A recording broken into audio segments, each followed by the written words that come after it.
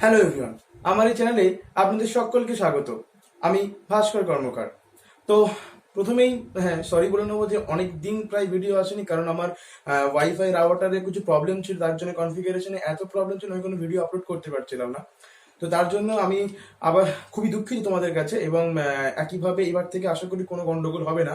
প্রতি সপ্তাহে তোমরা একটা কি দুটো ভিডিও অবশ্যই পাবে ফিজিক্সের উপরে বা কোনো রিয়েল থটস এর উপরে তোমরা অবশ্যই কোনো ভিডিও পাবে, ঠিক আছে? তো আজকের ফিজিক্সের একটা ক্লাস হবে, যে ফিজিক্সের আগে যেখান থেকে আমি স্টপ করেছিলাম, যে কোনো একটা ভেক্টরে রিপ্রেজেন্ট কার্টেসিয়ান কোঅর্ডিনেটে আমরা কিভাবে করব, আমরা সেখানে শেষ করেছিলাম। কিভাবে না, যদি একটা কার্টেসিয়ান থ্রিডি কোঅর্ডিনেটে যার একটা এক্স অ্যাক্সিস ওয়াই অ্যাক্সিস, এটা যদি এক্স, এটা যদি ওয়াই, এটা যদি জেড অ্যাক্সিস হয়, আর যদি একটা ভেক্টর এইভাবে ক্রিয়া করে, যদি এটাকে ও এটাকে পি বলি, তাহলে ওপি যে ভেক্টর, বা যদি এটাকে আমি আর ভেক্টর দিয়ে রিপ্রেজেন্ট করি, তাহলে এই আর ভেক্টরটাকে আমরা রিপ্রেজেন্ট করি এইভাবে, যে আর vector is equals two x i cap, Y j cap and Z k cap. এই জিনিসটার সাহায্যে, যেখানে x Axis Y, x Y আর জেড হচ্ছে তিনটে কম্পোনেন্ট ওয়াইজ যে ভেক্টর, এবং তার সঙ্গে ম্যাগনিটিউড, এবং তার সঙ্গে ইউনিট ভেক্টর, সেই করেসপন্ডিং ইউনিট ভেক্টর গুলোকে মাল্টিপ্লাই করে আমি এই টোটাল ভেক্টরটাকে এই ভেক্টরটাকে আমি রিপ্রেজেন্ট করছি। ওকে, এবারে এটা আমি কেন করেছি, এক্স ইন্টু আই ক্যাপ কেন করতে হয়েছে, plus Y into J cap আমাকে কেন করতে হয়েছে, but Z into K cap আমাকে কেন করতে হয়েছে, সেটা যদি জানতে চাও তাহলে আগের ভিডিওটা স্কিপ করে একটু দেখে আসতে হবে। ওখানে খুব সুন্দর করে ডিটেলসে বোঝানো আছে যে কেন আমাকে এরকম করতে হয়। এইবারে যখন আমরা একটা ভেক্টরকে রিপ্রেজেন্ট করা শিখলাম, এবং তাকে আমি ভ্যালু বের করা শিখবো, যে কিভাবে ভ্যালুটা আমরা বের করবো, যে আর ভেক্টরকে যদি শুধুমাত্র ভ্যালু আমার চাই বা ম্যাগনিটিউড আমার চাই, তাহলে কি বের করবো, root over x square plus y square plus z square. এটা বের করলে আমার শুধুমাত্র আর ভেক্টরের মড, মানে হচ্ছে আমার ম্যাগনিটিউডটা বা ভ্যালুটা, আর ভেক্টরের কি ভ্যালু কাজ করছে সেই মানটা আমরা কিন্তু পেয়ে যাবো। এবারে ডিরেকশন, মানে এই আর ভেক্টরের ভ্যালুটা কার সাপেক্ষে কি ওয়াইজ ডিরেকশনে কাজ করছে, মানে যদি একটা থ্রিডি কনসেপ্ট নিয়ে আমি আলোচনা করি, তাহলে থ্রিডি কনসেপ্টের তিনটে কোঅর্ডিনেট, একটা এক্স, একটা ওয়াই, একটা জেড, এই তিনটে অ্যাক্সিস সাপেক্ষে ওই যে ওবি ভেক্টর বা আর ভেক্টরটার যে ভ্যালুটা কি কি ডিরেকশনে কিভাবে কাজ করছে সেটাকে বোঝার জন্য আমি তিনটে অ্যাঙ্গেলের সাহায্যে রিপ্রেজেন্ট করবো। তার মানে ব্যাপারটা কি বোঝার চেষ্টা করো।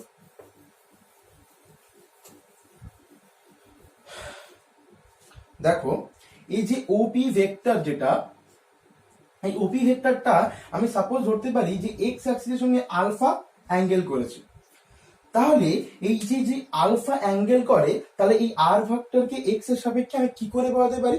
সাপোজ ধরো আমি এই বরাবর বললাম এক্স কাজ করছে, তাহলে এই আর ভেক্টরের মান কত হবে, আর ভেক্টরের মান কত হবে, x i cap plus y j cap plus z k cap. তাহলে আর ভেক্টর যদি আমরা মড বের করি, তাহলে কত পাবো আমরা, x square plus y square plus z square. এবারে আমরা কি বের করতে চাইছি না, আমরা এই আলফার মানটা বের করতে চাই, যাতে করে এই ভেক্টরটা এক্স অ্যাক্সিসের সাপেক্ষে কিভাবে অ্যাঙ্গেল করে আছে বা কিভাবে কোন ডিরেকশনে কাজ করে সেটা আমরা যারা বের করতে পারি। তাই আমরা যদি এখানে দেখো কস আলফা বের করি, আমরা কেন কস আলফা বের করছি তার কারণটা হচ্ছে এটা। দেখো, কস আলফা মানে কি জানি আমরা, ভূমি বাই অতিভুজ, ভূমি বাই অতিভুজ। তাহলে এখান থেকে যদি আমি একটা লম্ব টানি, এখান থেকে লম্ব, তাহলে এর সাপেক্ষে এটা ভূমি, এটা অতিভুজ। যদি আমি লম্ব না টানি, তাহলে কার সাপেক্ষে আমি অতিভুজ কোনটাকে বলবো, কোনটাকে আমি ভূমি বলবো, সেটা কিন্তু মানে বলা যাবে না। তাহলে এই লম্বটা টানার ফলে যদি কস আলফা বলি, তাহলে এইটা আমি চলতে পারবো। এবার দেখো, যদি আমি সাইন আলফা নিয়ে কাজ করি, তাহলে সাইন আলফা নিয়ে আমার এটা নিয়ে কাজ, এইটার ভ্যালু কিন্তু আমরা জানি না, কিন্তু এটার ভ্যালু আমরা কি জানি না, এক্স, এটা ম্যাগনিটিউডটা এক্স। তাহলে ভূমি কত, এক্স, আর অতিভুজ কত, আর সেটা কত, কস আলফা। তাহলে এক্স এর ভ্যালু কত, এক্স, আর এর value root over x square plus y square plus z square. এটাকে বলা হয় কস আলফা, আর এই টোটালটাকে বলা হয় f is equals to cos alpha. মানে এইটাকে বলা হয় এক্স এর সাপেক্ষে আর ভেক্টরের ডিরেকশন কোসাইন, মানে কোন দিকে তার ডিরেকশনটা, সেই ডিরেকশনটাকে কোসাইনের মাধ্যমে রিপ্রেজেন্ট করার যে নিয়মটা, সেটাকে বলা হয় কোনো ভেক্টরের ডিরেকশন কোসাইন বা দিক কোসাইন। এক্স এর সাপেক্ষে বের করলাম, একইভাবে ওয়াই এর সাপেক্ষে বের করবো, একইভাবে জেড এর সাপেক্ষে বের করবো আমরা। এই তিনটের সাহায্যে কোনো ভেক্টরের ডিরেকশনকে রিপ্রেজেন্ট করার যে নিয়মটা, সেটাকে আমরা বলবো ডিরেকশন কোসাইন বা দিক কোসাইন বাংলায়। তাহলে যেরকম ভাবে এখানে আলফা ধরলাম সেরকম ভাবে ধরতে পারি যে ওয়াই অ্যাক্সিসের সাপেক্ষে এটা আমি বিটা কোণ করেছি, ধরে নিলাম এটা বিটা কোণ করেছে। তাহলে একইভাবে এই জায়গাটা লম্বটা দেখানো একটু ডিফিকাল্ট, কারণ 3D কনসেপ্ট, তবু দেখানোর চেষ্টা করছি।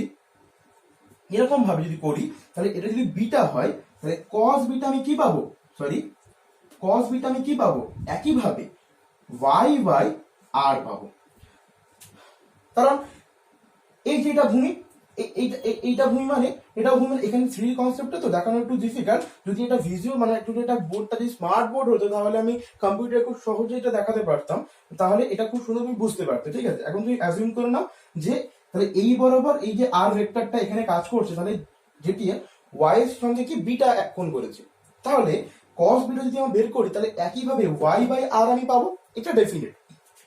তাহলে ওয়াই বাই একইভাবে root over x square plus y square plus z square, এটাকে বলা হচ্ছে এম, যেটা আমরা কিসের মান পাই, কস বিটা। তাহলে এখানে বিটা যদি করি আমি কি পাবো, কস ইনভার্স এম পাবো, এটা আমরা পড়েছি ত্রিকোণমিতিতে। তাহলে আমি তাহলে কি পেলাম না, ওয়াই অ্যাক্সিসের সাপেক্ষে আর ভেক্টরের ডিরেকশন কোসাইনটা পেলাম। একইভাবে জেড অ্যাক্সিস সাপেক্ষে আমরা কি দিয়ে মাপবো না, গামা দিয়ে মাপবো। কিভাবে, তাহলে যদি আমি এই অ্যাক্সিসের সঙ্গে এটাকে যদি আমি বলি যেটা গামা অ্যাঙ্গেল করেছে, তাহলে কস গামা আমি কি লিখতে পারি, জেড বাই আর, যেখানে z by root over x square plus y square plus z square. দেখো আর মানে আর ভেক্টরের মড, এইভাবে ভাবতে পারি, কিন্তু তার মানে আমাকে শুধুমাত্র ম্যাগনিটিউডটা নিয়ে আমি আলোচনা করছি। ঠিক আছে, আর ডিরেকশনের কাজটা তো আলফা বিটা গামা করে দিচ্ছে, কারণ তার জন্য ডিরেকশনের যে চেঞ্জটা সেটা আসছে। এবারে দেখো তাহলে এটা আমি কত পাচ্ছি, এটাকে আমরা বলবো এন। এই এল এম এন, এল মানে এক্স এর সাপেক্ষে, এম মানে ওয়াই এর সাপেক্ষে, আর এন মানে জেড এর সাপেক্ষে।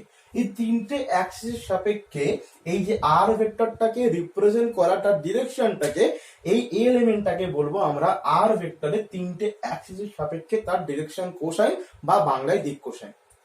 এটা আমরা কেন বের করি, কারণ এটার সাহায্যে আমরা কোনো ভেক্টর যখন আমরা বের করবো তখন সেই ভেক্টরটা কার্টেসিয়ান কোঅর্ডিনেটে কিভাবে রিপ্রেজেন্ট করবে নিজেকে, যে ডিরেকশনটা কিভাবে রিপ্রেজেন্ট করবে সেটা আমরা ডিরেকশন কোশ্চেনের সাহায্যে খুব সহজে বের করতে পারবো। বোঝা গেল? আর এই ডিরেকশন কোশ্চেনে একটা সূত্র আছে, সেটা আমি বলে দিচ্ছি। দেখো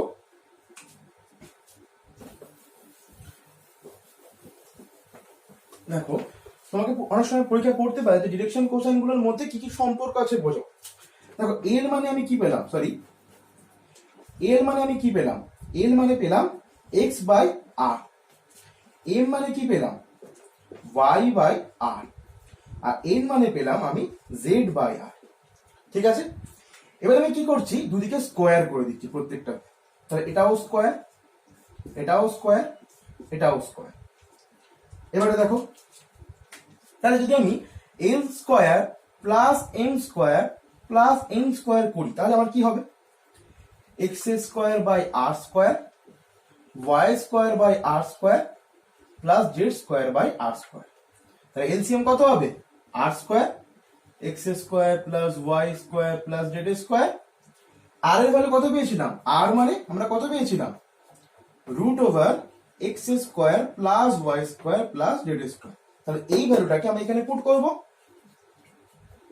উপরে নিউমারেটরে x square plus y square plus z square, আর নিচে root over x square plus y square plus z square তার হোল স্কোয়ার। তার মানে উপরে এইটাই আসবে, তাহলে উপর থেকে এখান থেকে কেটে যাবে, কেটে গিয়ে কি আসবে, 1 আসবে। তার মানে এই তিনটে ডিরেকশন কোশ্চেনের মধ্যে রিলেশন হচ্ছে, এই তিনটেকে যদি ইন্ডিভিজুয়ালি স্কোয়ার করে যদি যোগ করা যায় তাহলে তাদের যোগফলটা আসে 1। এইটা পরীক্ষা অনেক সময় পড়ে, আর এখান থেকে নানা রকম প্রুভও করতে দেয়। আমি পরের দিন প্রুভ করানোর চেষ্টা করবো যে এখান থেকে কি কি ধরনের ম্যাথামেটিক্স আসে। তার আগে আমরা একটা ভালো জিনিস বুঝে নিই। দেখো আজকে সেটা হচ্ছে আপেক্ষিক বেগ কাকে বলে। এরপরে আমরা বুঝবো আপেক্ষিক বেগ কাকে বলে। ডিরেকশন কোশ্চেন নিয়ে আরো অনেক কনসেপ্ট আমরা ক্লিয়ার করতে পারি, সেগুলো ম্যাথামেটিক্স পড়াতে করতে প্রত্যেকটা কনসেপ্ট ক্লিয়ার করবো, যে কিভাবে আমরা দুটো ভেক্টরের মধ্যে আমরা অ্যাডিশন বের করি, আমরা দুটো ভেক্টরের মধ্যে আমরা অন্তর্ফল বের করি, সেটা কিভাবে করি, কি জন্য করি, অন্তর্ফল বলতে কি বোঝায়, সেটা ম্যাথামেটিক্স পড়াতে বলে দেবো। ঠিক আছে, তাহলে আমরা কি বুঝো আপেক্ষিক বেগ কাকে বলে? দেখো এখানে যে কথাটা আমি উচ্চারণ করছি যে আপেক্ষিক বেগ বা আপেক্ষিক, এই যে কথাটা, এই আপেক্ষিক কথাটা কিন্তু এসছে আইনস্টাইনের রিলেটিভিটি তত্ত্ব আবিষ্কার করার পর থেকে একটা রেভলিউশন ফিজিক্সে। মানে আমরা তার আগে পর্যন্ত যা যা ভাবতাম যে সব মানে এই যে টাইম মাস এগুলো সবই কনস্ট্যান্ট, বাট আইনস্টাইনের রিলেটিভিটি তত্ত্ব পরে আমরা এগুলো জানতে শিখলাম যে কোনো কিছু পৃথিবীতে কনস্ট্যান্ট নয়। যখন কোনো পার্টিকেল লাইটের স্পিডে মানে স্পিডে ট্রাভেল করে তখন তার মাসটাও চেঞ্জ হয় এবং সে এমনকি যদি লাইটের স্পিড যদি বেশি যেতে পারে তাহলে সেই টাইমটাকেও পিছনে ফেলতে পারে, এটা আমরা জেনেছি। আর যখন আমরা ফ্রেম নিয়ে আলোচনা করব পরবর্তীকালে, দেখবো uniform frame and non uniform frame, তখন আমরা এটা ভালো করে বুঝতে পারবো যে দুটো ফ্রেমের কনফিগারেশন আলাদার জন্য কিভাবে এই যে আপেক্ষিক ব্যাপারটা দায়ী কি জন্য, বা এই আপেক্ষিক কথাটা অ্যাকচুয়াল আসছে কোথা থেকে, সেটা আর একটু ভাস্টলি আমরা বুঝতে পারবো। আরো কথা বলা যায় যে এই ধরো যে কোনো পার্টিকেলকে আমরা কোনো পার্টিকেল, যেমন ফোটনকে আমরা মাসলেস বলি, বা কিছু কিছু পার্টিকেলকে আমরা মাস বলি, কিছু মানে সব পার্টিকেলের তো মাস আছে, বাট ফোটনকে আমরা মাসলেস হিসেবে আমরা ধরি। এবং প্রত্যেকটা পার্টিকেল কি করে, ফোর্সকে ক্যারি করে। যে কোনো পার্টিকেল কি করে, যারা ফোর্স মানে ক্রিয়েট করতে মানে আমরা মাপি ফোর্সটা কি, মাস ইনটু অ্যাক্সেলারেশন, তার মানে যেই বডিটাকে মাপছি সেটা কি করছে, অ্যাকচুয়াল ফোর্সটাকে ক্যারি করছে। অ্যান্ড ফোর্স ক্যারি করার জন্য এটা বলা হয়েছে যে মাসলেস হওয়াটা বেশি যুক্তিযুক্ত। কিন্তু তাহলে এই যে পৃথিবী যখন বিগ ব্যাং থিওরি হয়েছিল, সেই বিগ ব্যাং হওয়ার পরে যে এই যে পার্টিকেল গুলো কিন্তু মাসলেস ছিল, মানে তারা কি কেন লাইটের স্পিডে ট্রাভেল করছিল, আর লাইটের স্পিডে ট্রাভেল করার জন্য তার প্রত্যেকে কি মাসলেস হতে হবে।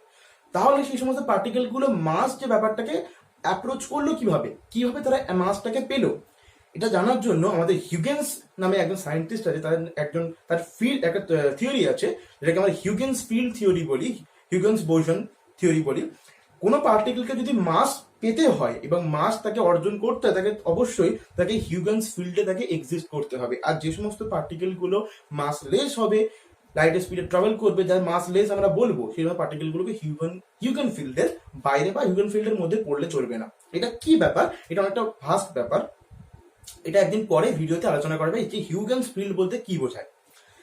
তা আজকে যে কথাটা আপেক্ষিক বেগ কথাটা কেন বললাম, দেখো অনেক সময় আমাদের এমন ঘটনা হয়, যেমন ধরো তুমি একটা ট্রেনে তুমি ট্রাভেল করছো, অপর দিক থেকে আরেকটা ট্রেন তোমার দিকে ধেয়ে আসছে। এবার তোমাকে যদি জিজ্ঞাসা করা হয় যে ওই ট্রেন দুটোর যে ভেলোসিটি যদি একই হয়, তাহলে তুমি কার সাপেক্ষে বা কিভাবে তাকে দেখছো।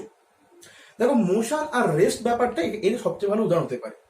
দেখো ধরো স্টেশনে বসে থাকা একটা ব্যক্তি বসে আছে এবং তুমি ট্রেনের মধ্যে আছে। এবারে যখন যেই মুহূর্তে ট্রেনটা ছেড়ে দিল, তখন সেই মুহূর্তে কিন্তু স্টেশনে বসে থাকা যে ব্যক্তিটা বসে আছে সে তোমার কাছে কিন্তু আর স্থিতিশীল থাকবে না বা রেস্টে থাকবে না, সে কিন্তু পিছনের দিকে যেতে শুরু করবে। এবং তুমি তো মোশনে অবশ্যই আছো, তার মানে অবজারভেশন ডিপেন্ড করছে, মানে সমস্ত জিনিসের যে সমস্ত রেজাল্ট গুলো ডিপেন্ড করছে তুমি কিভাবে সেটাকে অবজার্ভ করছো তার উপর। এই ব্যাপারটা থেকে আপেক্ষিক বেগটা আসছে কেমন ভাবে, দেখো ধরো একটা ছেলে এখান থেকে ছুটে চলে যাচ্ছে, তার সঙ্গে আরেকটা ছেলে ছুটছে। সাপোজ ধরো এর গতিবেগ 5 মিটার পার সেকেন্ড আর এর ধরো 10 মিটার পার সেকেন্ড, আর তুমি একটা থার্ড পার্সন এখানে দাঁড়িয়ে আছো। তোমার কাছে এই ছেলেটা 10 মিটার পার সেকেন্ডে যাচ্ছে, এই ছেলেটা 5 মিটার পার সেকেন্ডে যাচ্ছে, এ বি। কিন্তু এই বি ছেলেটার কাছে কিন্তু এ 10 মিটার পার সেকেন্ড বেগে যাচ্ছে না। কেন?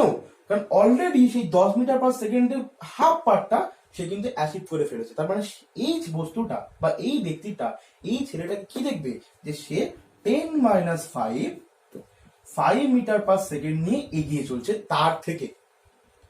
তো এই যে ডিফারেন্সটা ফর দ্য অবজারভেশন হলো, বা বলতে পারো ফ্রেম চেঞ্জ করার জন্য হলো। কেন বললাম সেটা পরবর্তীকালে আমরা জানবো। এই যে ব্যাপারটাকে আমরা বলি আপেক্ষিক বেগ, মানে আমরা আপেক্ষিকতাকে বিচার করি এমন কিছু কিছু সাপেক্ষে, কিছু রেসপেক্টে, যে নিজে ওই বেগের সঙ্গে রিলেটেড। মানে যখন দুটো পার্টিকেল একসঙ্গে ভেলোসিটিতে থাকবে, তাহলে তাদের মধ্যে যদি একটা ডিফারেন্স থাকে, সেই ডিফারেন্সটাকে আমরা বলবো আপেক্ষিক বেগ।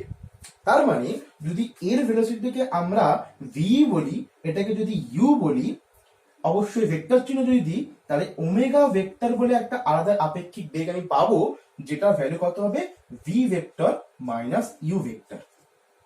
এটাকে যদি আমি গ্রাফিক্যাল রিপ্রেজেন্ট করার চেষ্টা করি, তাহলে ধরো একটা গ্রাফ, ধরো এই বরাবর ভি ভেক্টর যাচ্ছে আর এই বরাবর ইউ ভেক্টর যাচ্ছে, কিন্তু দেখো এখানে মাইনাস ইউ আছে, তার মানে v vector plus of minus u vector, আর ডিরেকশনটা এই বরাবর ইউ ভেক্টর। তাহলে এইটা কিরকম কাজ করবে, এরকম বরাবর কাজ করবে ওমেগা ভেক্টরটা।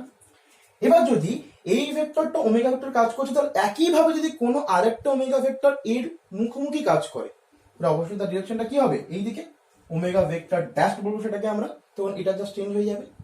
মানে ভ্যালু একই বাট ডিরেকশনটা আলাদা। যেমন এইটা কোথায় এক্সাম্পলটা হয়, যখন দুটো ট্রেন একই বেগে যদি পরস্পরের দিকে এগিয়ে আসে, তাহলে প্রথম ব্যক্তির সাপেক্ষে সে যে বেগে যাচ্ছে তার সাপেক্ষে তুমি সেই বেগে তার অপোজিট ডিরেকশনে যাচ্ছ। ওকে, বোঝা গেল? তাহলে আপেক্ষিক বেগ ব্যাপারটা বোঝা গেছে, যে কোনো একটা বেগকে অন্য কোনো বেগের রেসপেক্টে মাপাটাকে আমরা আপেক্ষিক বেগ বলবো। আর আপেক্ষিক জিনিসটা আসে এই কনসেপ্ট থেকে, যে কনসেপ্টটা এক্ষুনি বোঝানো কোনোভাবেই সম্ভব নয়। ঠিক আছে, এই আপেক্ষিক ব্যাপারটা বা রিলেটিভিটি ব্যাপারটা বা রিলেটিভ ব্যাপারটাকে বোঝার জন্য অনেক কাঠখড় পড়াতে হবে।